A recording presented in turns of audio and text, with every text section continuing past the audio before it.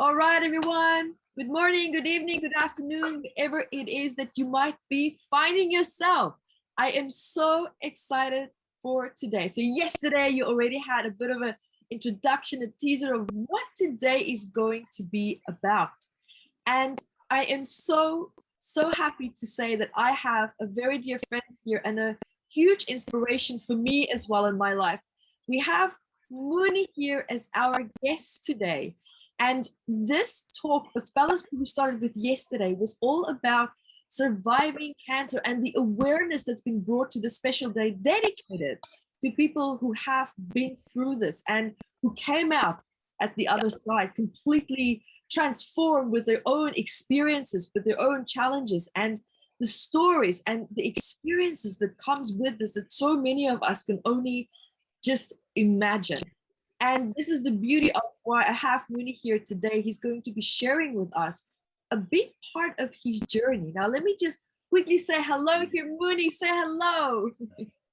Hello, everybody. Thank you so much. I'm so excited to be here. And I'm actually super excited to tell my story, Evette, if it can help so many people to have a different mindset when something happens, whether it's cancer or something else. Exactly. I fully agree with you. Now, guys, who's Mooney? So Mooney is also a dear friend of mine. We go back many, many years as well. And he's also a biofeedback therapist. He's a dental decoder. He does NLP. And he's also an MAT practitioner, which is also part of our modality. And so what Mooney is very passionate about, it's all about, operating trauma and freeing people from programs and patterns that's holding themselves back, as well as, these patterns and everything that he's been setting himself free from as well. Now, what Mooney had was he had a very rare form of plasmaplastic lymphoma in the sinus cavity underneath the right eye. And now this is a type of condition that usually actually responds quite poorly to chemotherapy. And it also carries a very poor prognosis. Now, if you joined us yesterday with our talk that we had about the psychosomatics, which is what metaphysical anatomy is all about, we look at the emotional stress and psychosomatics, how it can bring together and often even trigger physical elements in the body, because we have emotional frequencies. Every emotion has its own frequency, but then the body has its own frequency. And when there's harmonious emotions, the body's also in harmony, because all these frequencies coexist very gracefully. But the moment we have a certain emotion that is experienced too much, such as a negative emotion, and it can even be a positive emotion, which I talk about my teachings about positive trauma, but that's a whole different angle for another time. And these heightened emotions causes and creates a disruption in the harmonious frequency and flow of the body. And when that disruption continues, it can start to translate on a physical level with the body and the parts of the aspects of different parts, as you could call it, also the frequencies of the body starts to malfunction. And there's a cellular malfunction then as well. But to save time as well, because I want to really the focus to be on Mooney here today and his experience, his journey, and his story as well, that we did split this into two parts. You can watch part 1 of 2 to go dive into more of that information, as well as the healing meditation behind this beautiful, powerful day as well. And so, Mooney, I'm so happy to have you here, to your presence. And I also know that Thank you. This topic, is very dear to you. And because of this path that you yourself have also been on, and the physical and the personal, phases that you went through, and the challenges that you went through as well, and what a life-changing experience this was as well. And what I wanted to start with here by asking you is, when did this condition in your life start? How did you start to discover that something was just not quite right? Because that's how it starts, right?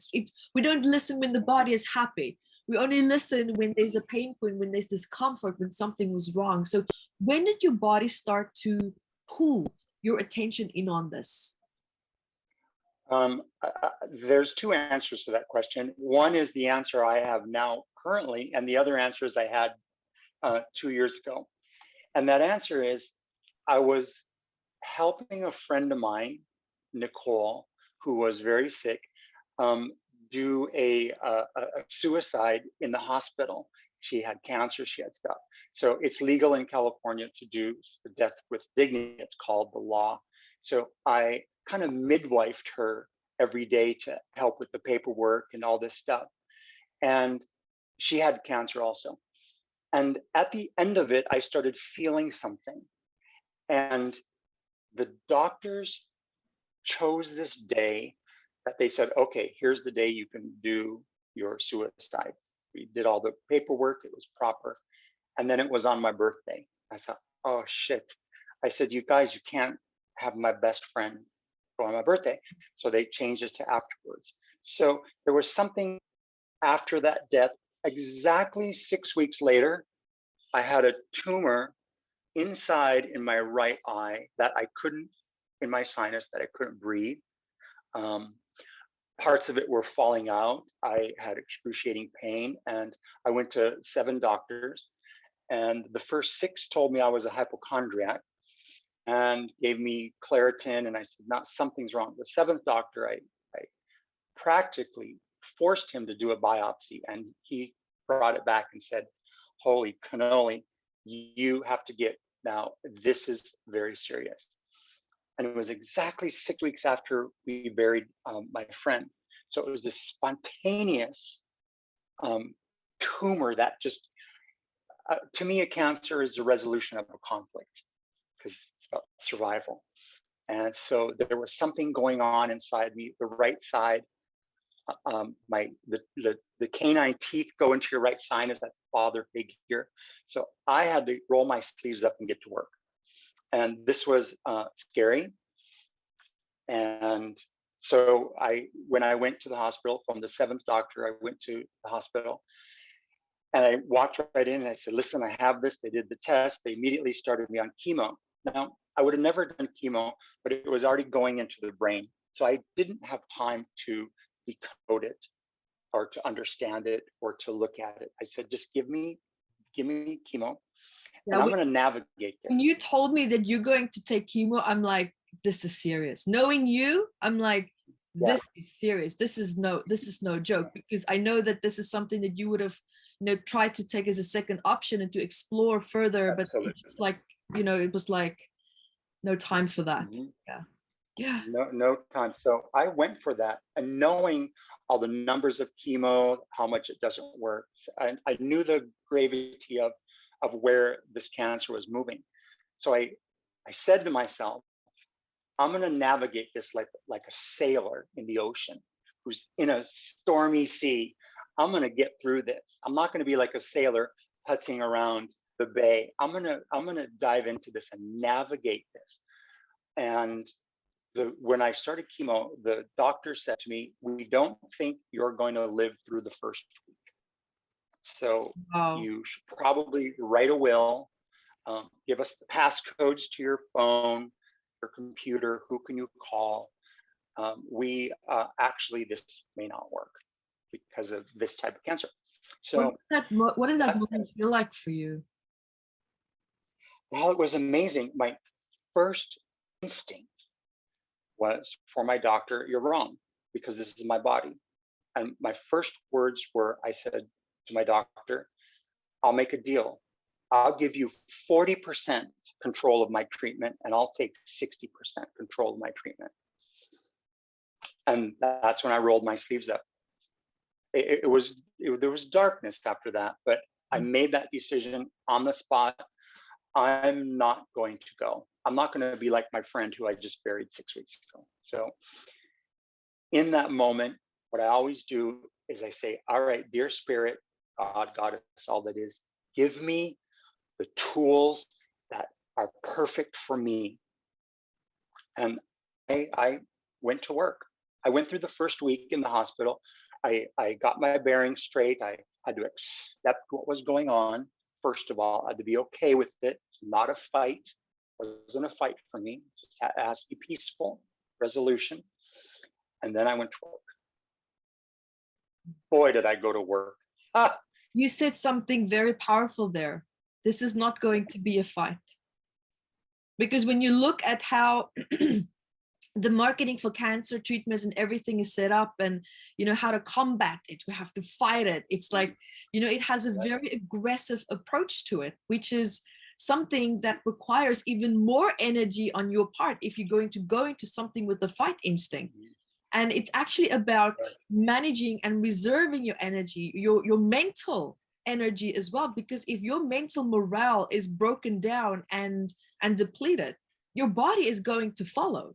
So what you did is, what I'm hearing is that you caught it there in that moment, and you're like, no, this is going to be a peaceful process. Yeah. So you made a conscious That's why of the experience that it is that you want. Absolutely conscious experience. I never use the word survivor, because you still, if you're a survivor, you still have it in you. I always said I was a cancer completer. I found the process. I took the steps I needed to take, and I completed the process that my body expressed. Got it. I'm okay with that. It's not an arrogant statement. It's just, I'm not a survivor. I'm a completer. I can't use that word survive. I completed many cycles in my life. I've been heartbroken. I had acne in the 10th grade. I completed many cycles.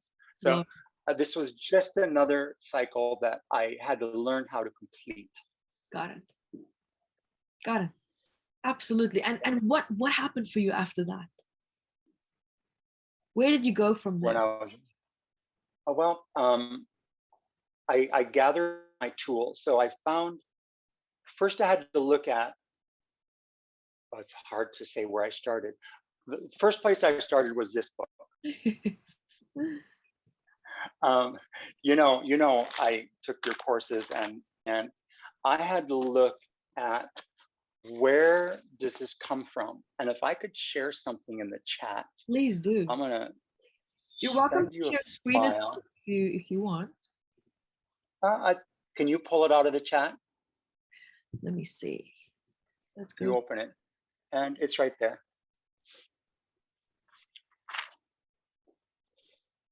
In the chat.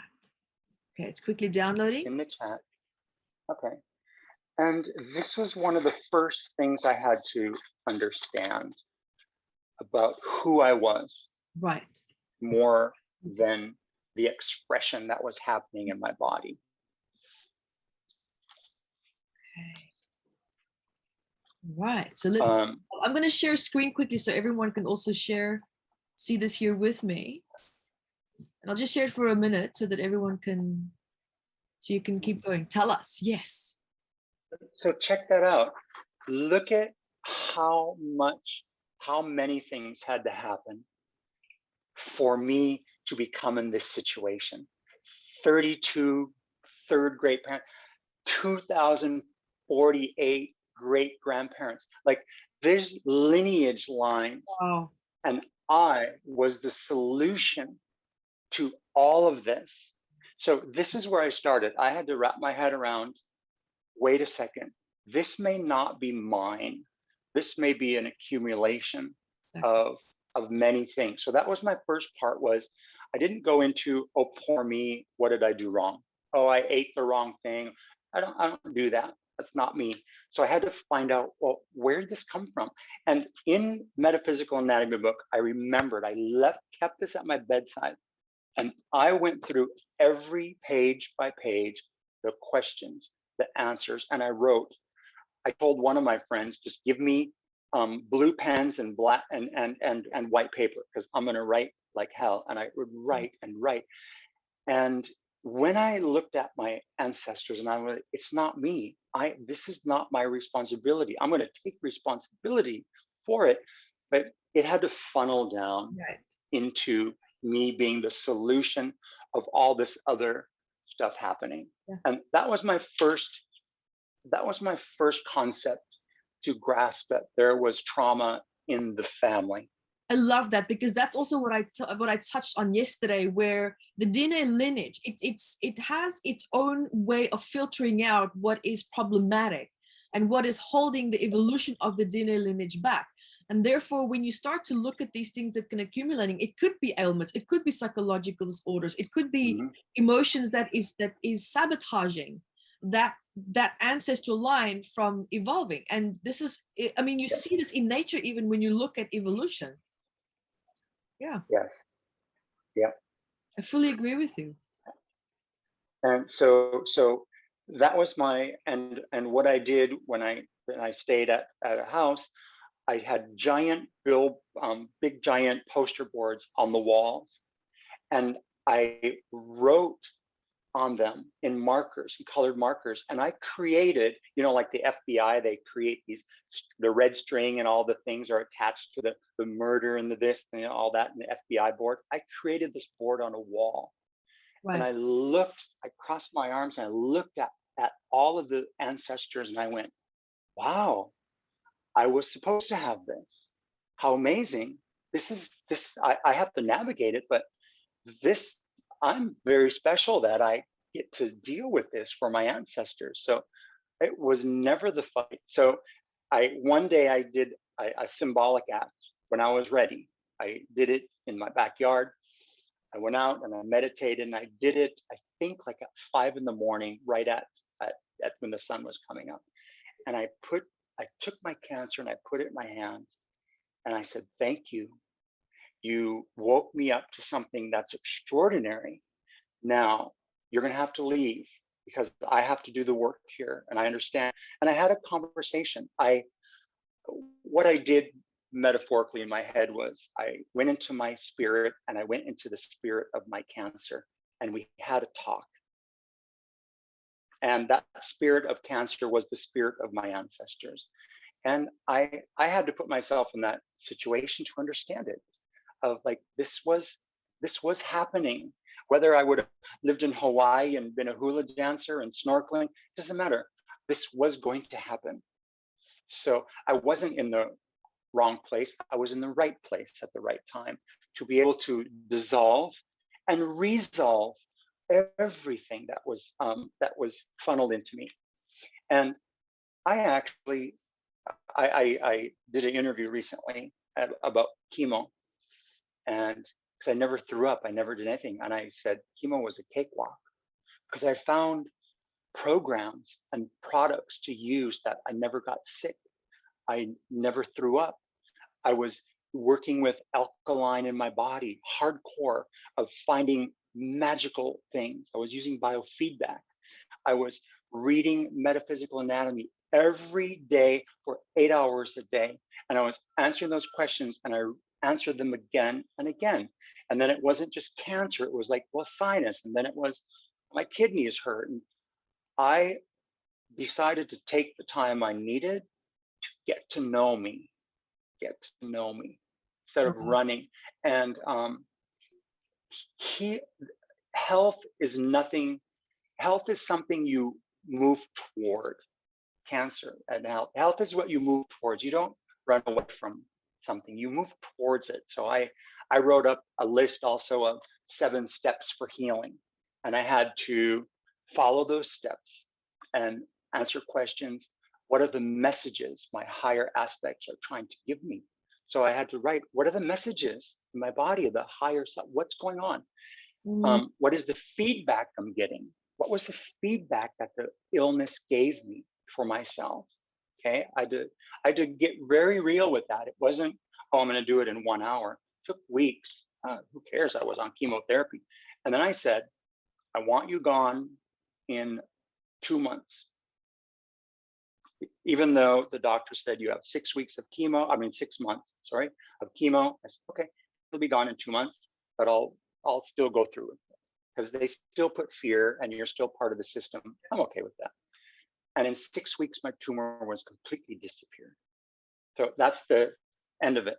So when I was looking at the messages and I was understanding the feedback that was happening in my body, and then I understood the conflicts and the beliefs that I had, okay, that was interfering with my reality. And then how I was manipulating the illness. Okay, I had to look at myself and cry on, how are you manipulating this illness to serve you? How was that serving me? And get into, I had pity, I needed people to take care of me. There was a lot of hardcore stuff.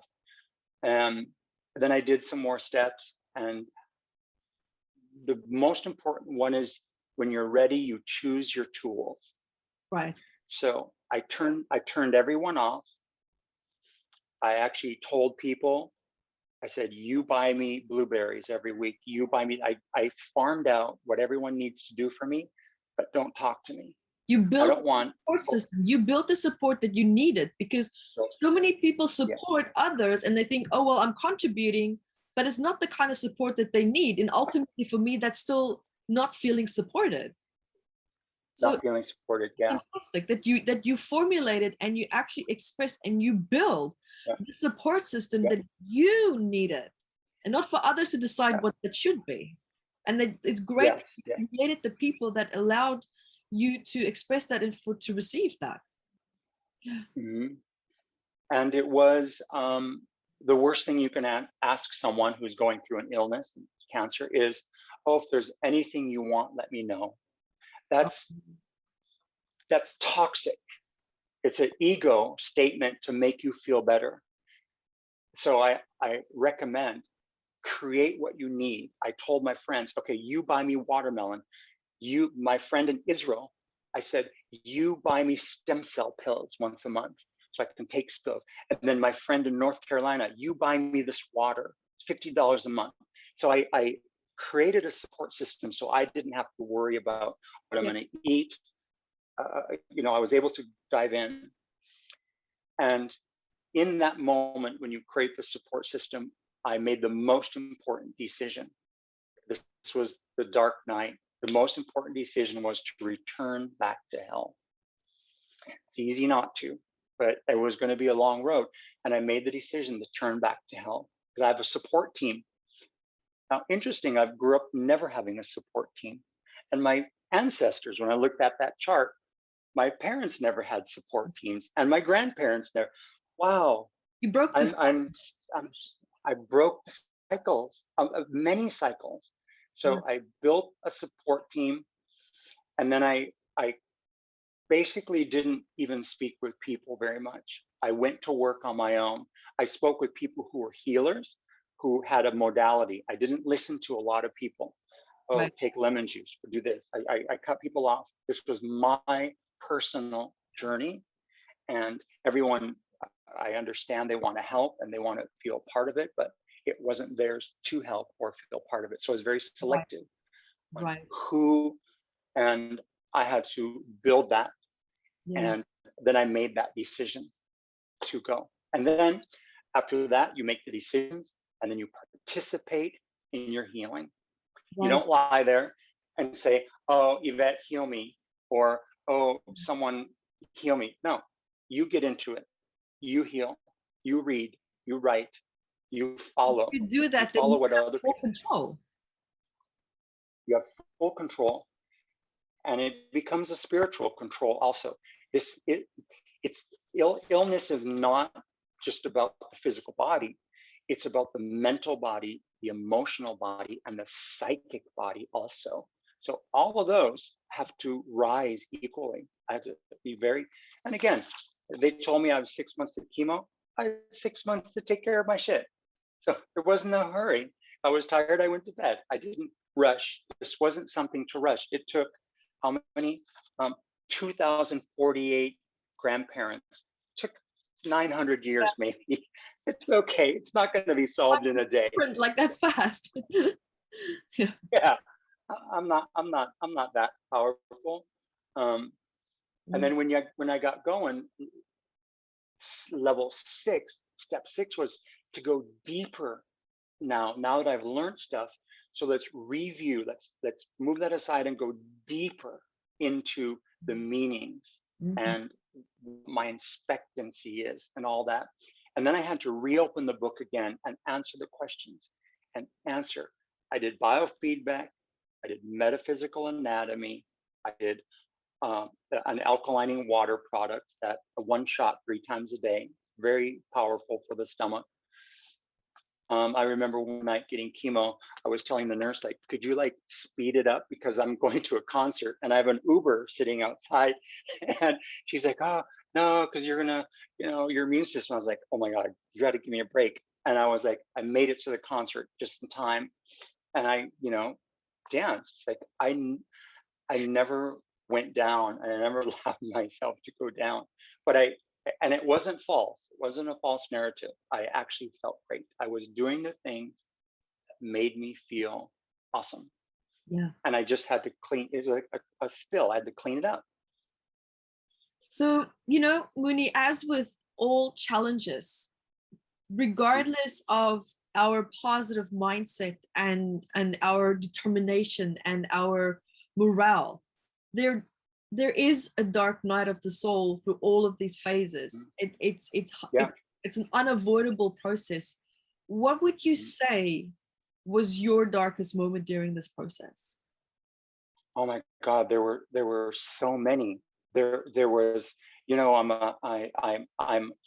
all about how I look. So when I had to shave my hair, and I had two of my friends, Caesar and Tony, do a ceremony and shave my hair, that was hard because that was an ego that had to go. And so that was hard for me. When I decided that I want to stay here and put my arms up. I mean, remember 2 years before I had kidney failure, I was in the hospital. I was 3 years in the hospital, and I was exhausted, and I was homeless, and I didn't have a place to live. I was in a car. I was on my friends' couches. I was completely out of money, so I would sleep in the back seat of my car.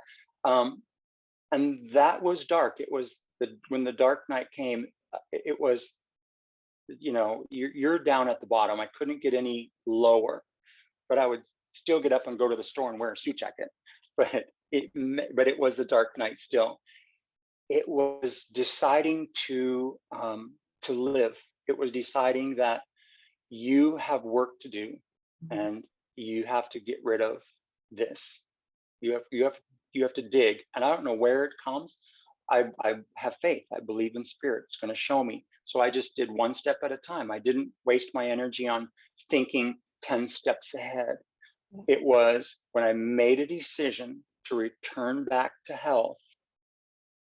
That was my darkest night. I remember laying in the bed at my friend's house, and that happened to me. It was, I don't know I don't really hear voices, but I think it was a voice. And it said, what are you going to do? Either way is easy. Either way, you can clear this. You can go and clear it and be reborn, or you can clear it and extend life. Either way, it's totally okay. And that was hard.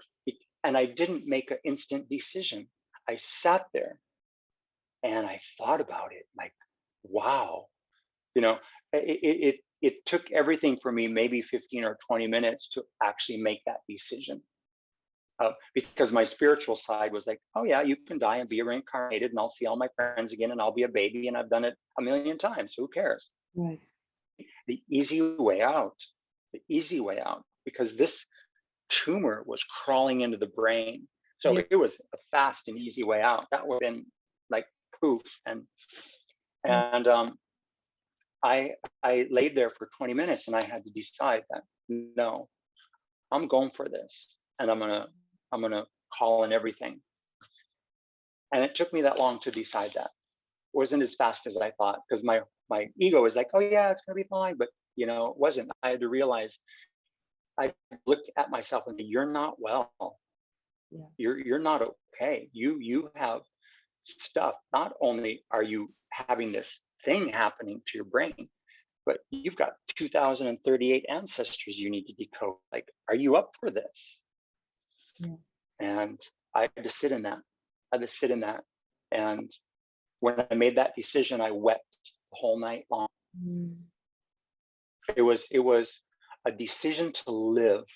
Yeah. And I'm not sure many people in the world make decisions to live. Even when we are alive, we're alive by default.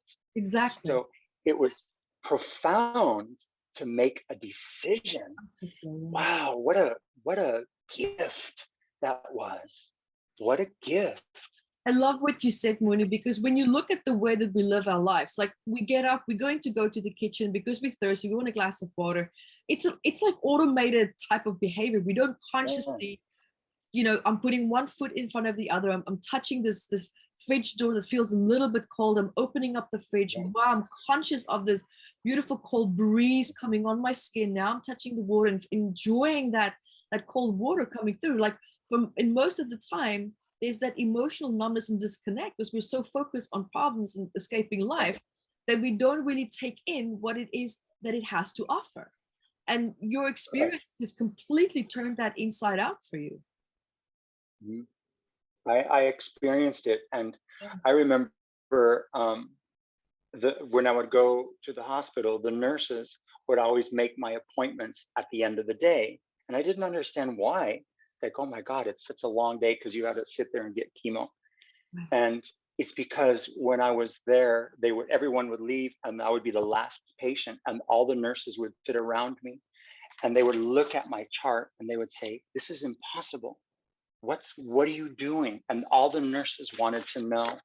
And I would sit there and have a little council powwow with all the nurses, and it was beautiful. And then there was a moment when I knew I was going to be okay. I said, "Oh, I got this." And yep, I now I can start seeing. Go ahead. When was that moment? When was that moment when you knew that you were going to be, when you were convinced? Here's the thing, not that you're telling yourself I'm going to be okay, but there's a difference when you felt convinced that you were going to be. It was probably in like 2 or 3 weeks. And remember, my tumor disappeared at 6 weeks. Yeah.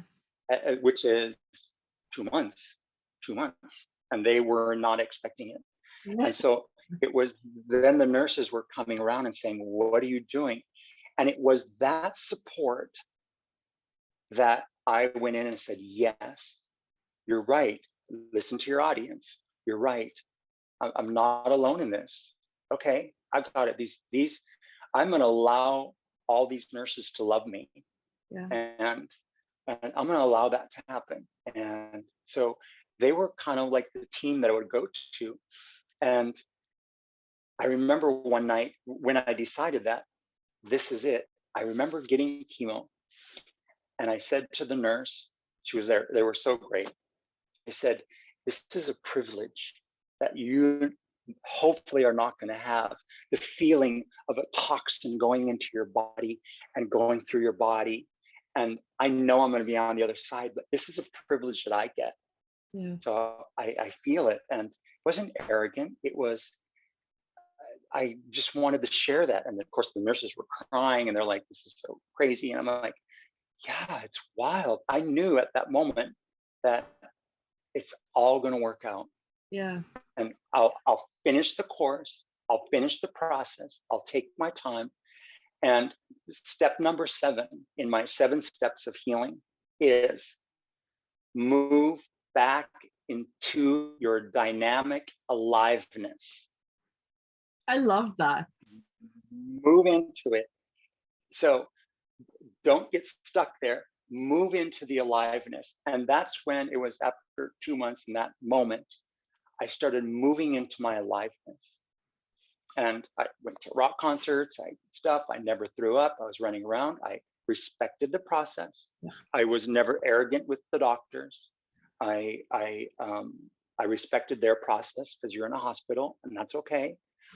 If they asked me what I was doing, I would actually tell them that I would rather meet them outside the hospital and have a conversation, not in the hospital.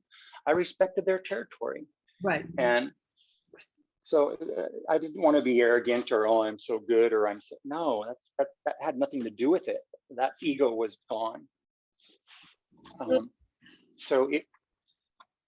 I want to add something because before it escapes, you also went through chemotherapy and you said something that was incredibly powerful for me. I remember when you went through the process and because that was one of the first, fear factors that I had, thinking, how are you going to deal with this? How are you going to approach this? What are you going to do with this whole concept that you hated so much? Yeah. The old. Yeah, absolutely. But I want to know, please share with us, what was your approach to taking chemotherapy? What was your mindset around that before, during, and after the process now? Before, you were not left with much of a choice. It was like this is it. Yeah, it was. I didn't have a choice, and I remember in week number 1 when I started, and I told the doctor 60-40, and I said to my doctor, whatever you would give your 13-year-old daughter, give that to me. So Wow, take care yeah. of me. Yeah. And so she was a female doctor, and what anchored it in was a friend of a friend of a friend of a friend called me from San Francisco, a guy very arrogant and very aggressive, and he said, you need to get the F out of the hospital, they're going to kill. And he started yelling at me while I had all these tubes in me. This is day 2 or 3, and I'm still wrapping my head around. I haven't chosen my tools. I was just there. I went to the ER, and in 1 hour I was hooked up. So, and he started yelling at me about, you need to go, and chemo is going to kill you, and you're going to die. And he kept talking like this. And yeah, maybe he was a healer or something, but it wasn't someone I knew. It was a friend of a friend of a friend of a friend who said something. So then he called me. I don't know how. And he started yelling at me, and he was very aggressive. And you need to walk out right now because they're going to kill you. The food is going to kill you. Chemo's. And I said, I don't even know who you are. And I just hung up on him. And it was then I said, no, I'm doing this.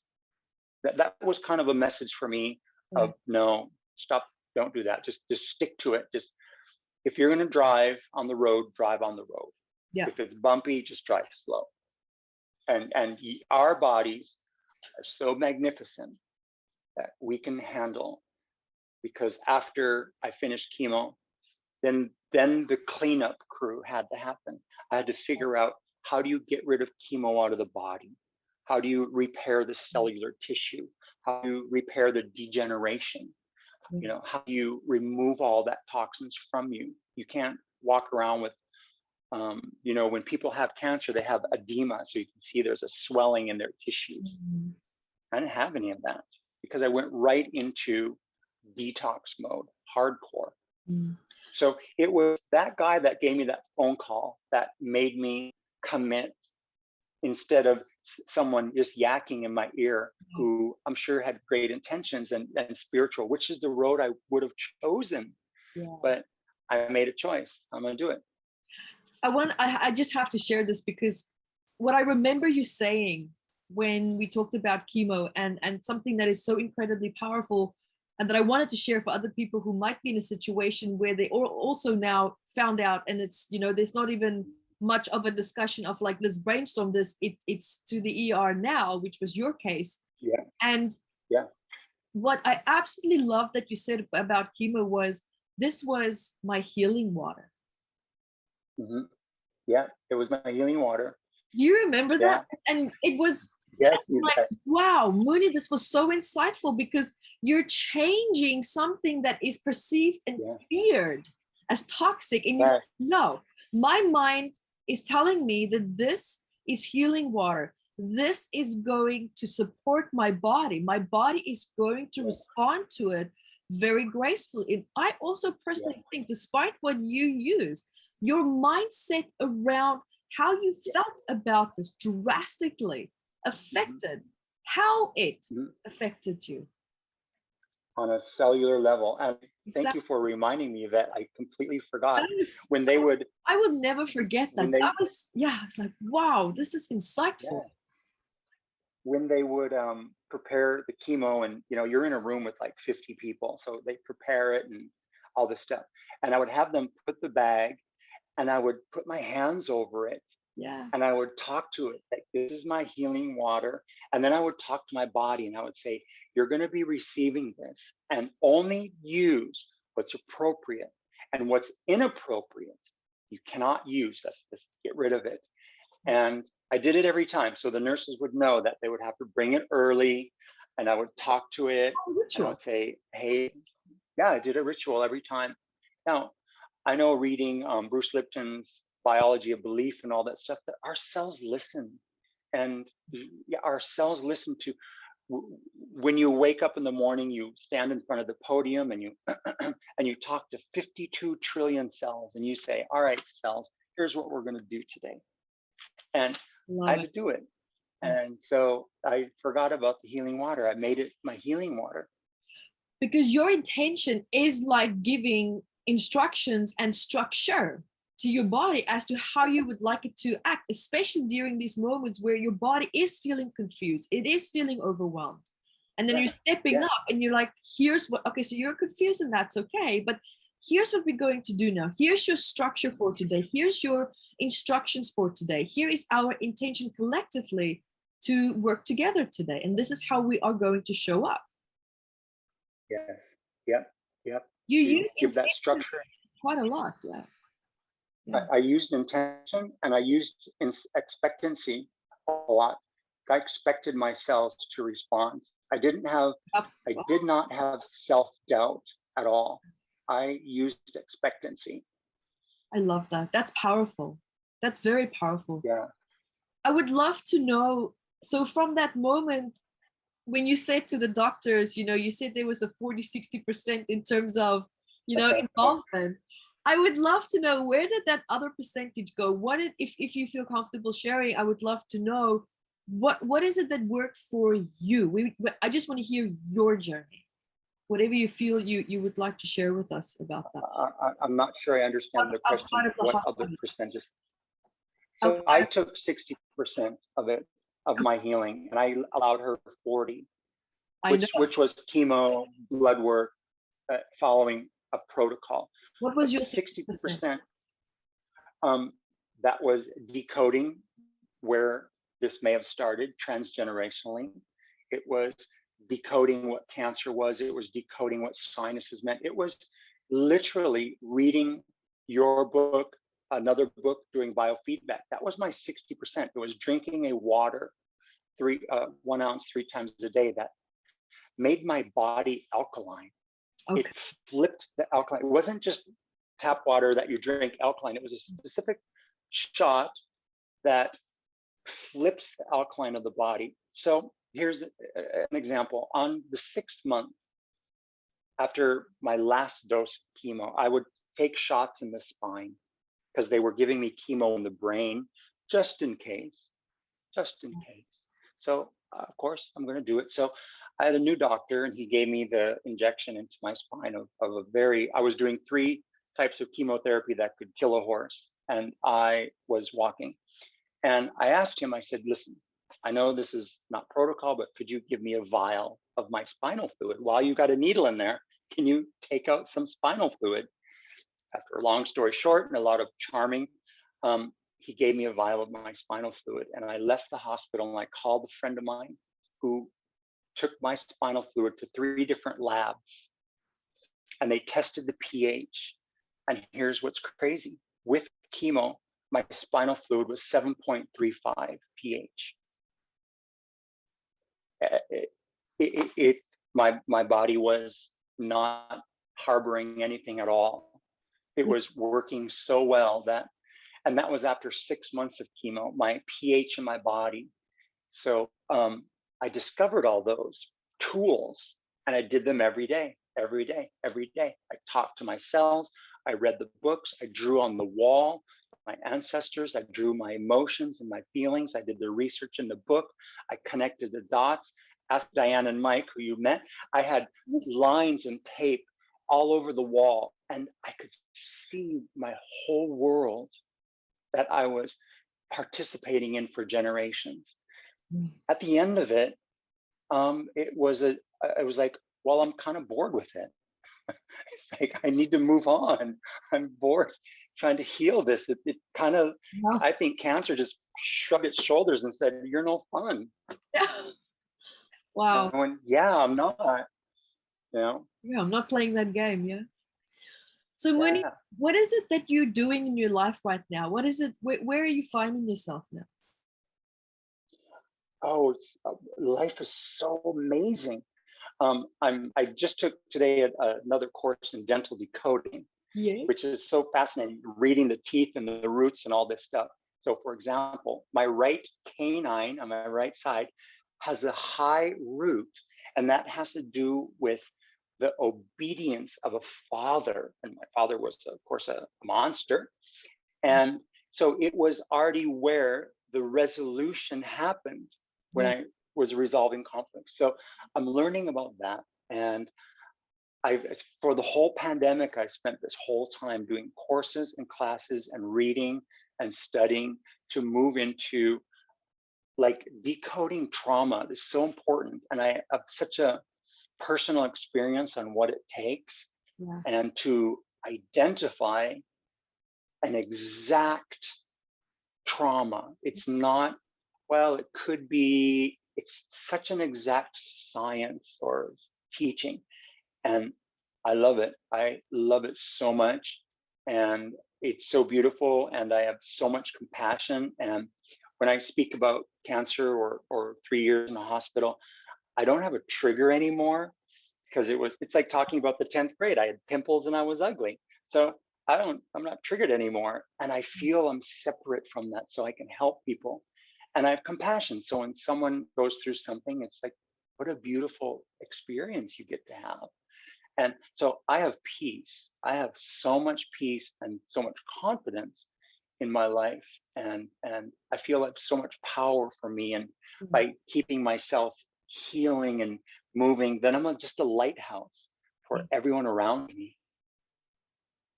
That's beautiful. Mooney, That's where I'm at.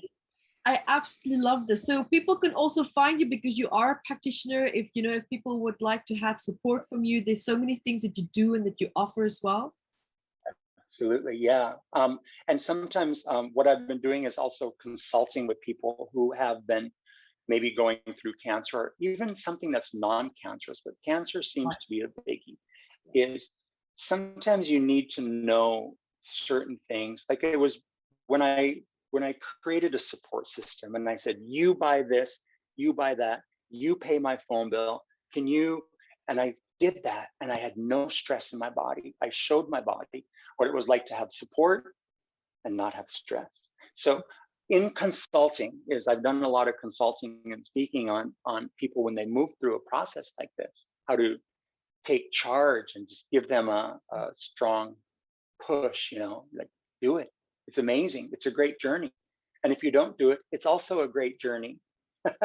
Either way is perfect. Yeah, exactly. So yeah, they can email me is the best way. So I'm going to share here with you guys where you can find Mooney at mooneyworld@gmail.com. All spelled correctly there, Mooney? That is absolutely correct. Mooney World is my world. It's beautiful. Exactly. So everyone, you can catch Mooney here at mooneyworld@gmail.com. Email him if you want to have, if you have any questions, if you need support, if you have a friend or someone that's perhaps in a moment where they could use support, because ultimately at the end of the day, when you look at someone and people share advice, they share this, they share that, it's so much more valuable for me personally when you hear that from someone that is been to that dark place and someone that did come back successfully.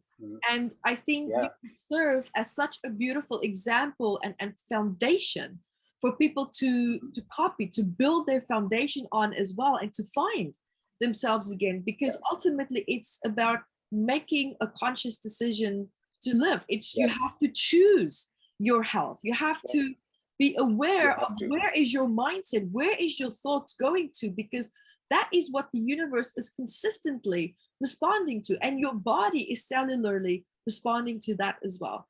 And of course your body is now expressing and generations of history of problematic behavioral patterns and emotions that's not working anymore. It's not that you did something wrong.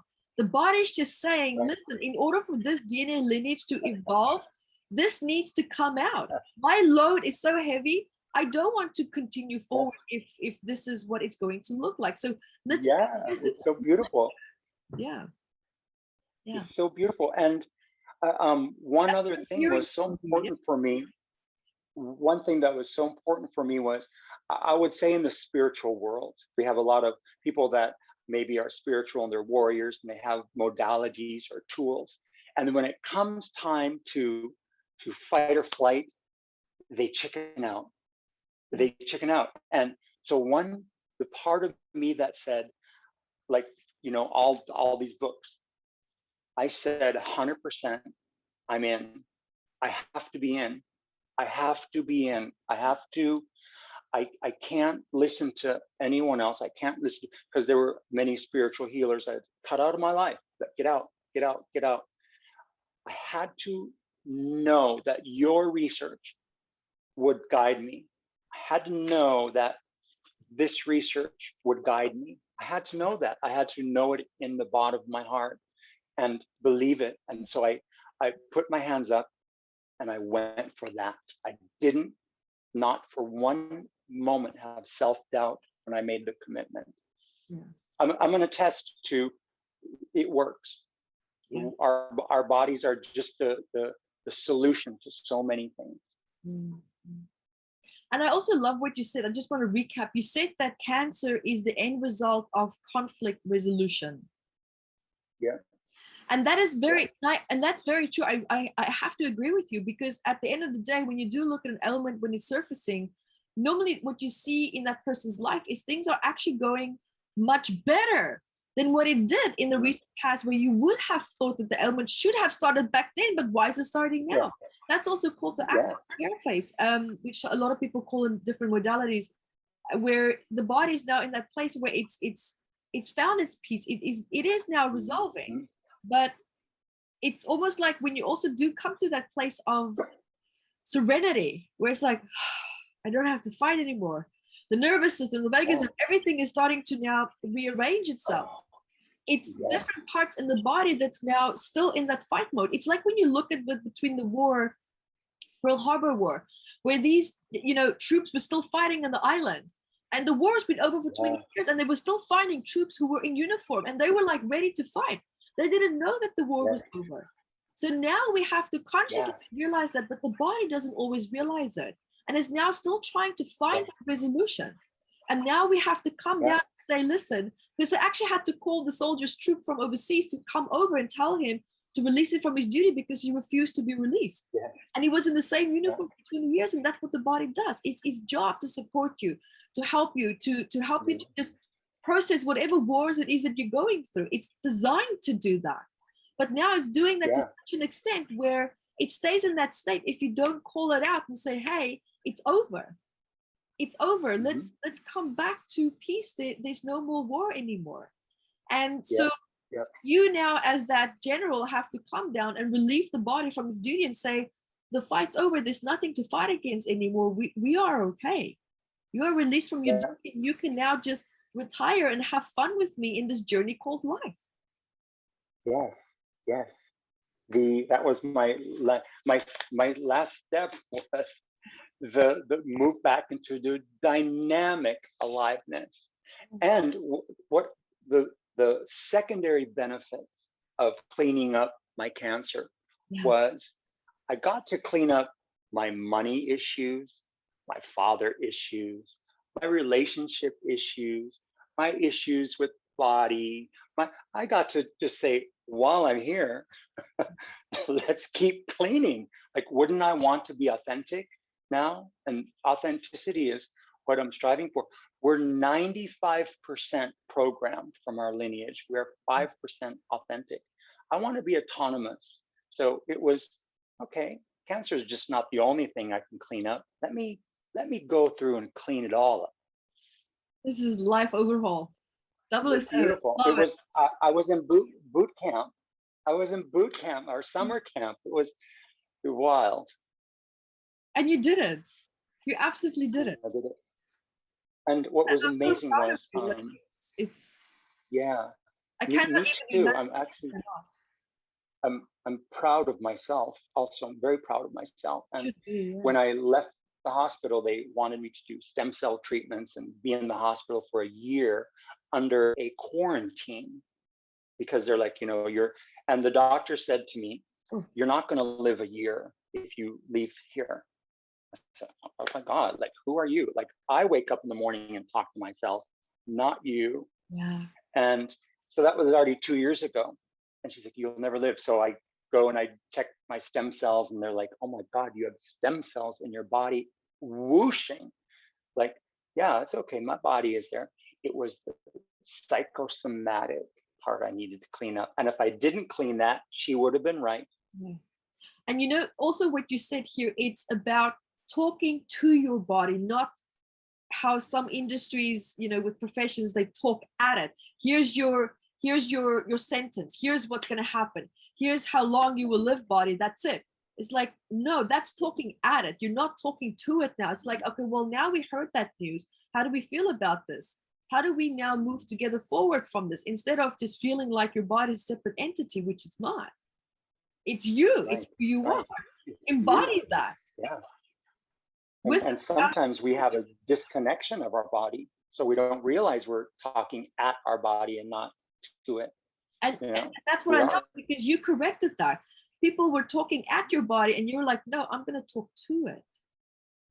Yeah, yeah, yeah. We are. It's a we. We're here. I'm here. You know, we're doing this. I love it. So everyone, once again, just quickly, here is Mooney's details. If you would like to catch him, mooneyworld@gmail.com. Please email him, reach out to him. And whatever questions or concerns it is that you have, you can continue to even email us. We can also help you to connect with me. And yeah, let's do this. And this is a condition that is meant to be, you know, tackled from a very harmonious perspective. I shouldn't even use the word approached. It's a graceful process. And your mindset, graceful. Yeah, your mindset is a huge key in that. And also email Mooney if you want for his 7 steps and how he overcame this, because I love what he shared. That was absolutely powerful. So powerful. Yeah.